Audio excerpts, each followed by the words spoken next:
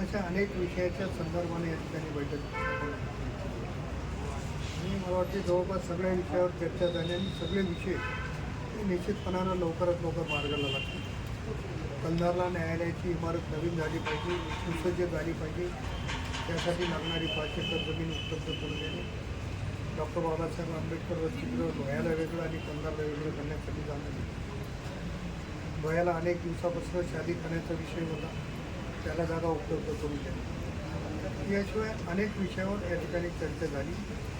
नवीन जे जिल्हा उपरुग्णालय कंधारला झालं तर ते शिफ्ट करणे आणि आत्ताच म्हणजे बैठकीच्या पूर्वीच मला आरोग्यमंत्री आंबेडकर साहेबांचा फोन आला की उर्वरित राहिलेल्या सगळ्या कामासाठी 10 कोटी रुपयाचा निधी मी मंजूर करत आहे आणि हे लवकर शिफ्ट व्हावं अशा पद्धतीची अपेक्षा व्यक्त केली आणि ती पण शिफ्ट करण्याच्या संदर्भातली कारवाई या सगळ्या गोष्टीवर माननीय जिल्हाधिकारी महोदयांसोबत चर्चा झाली.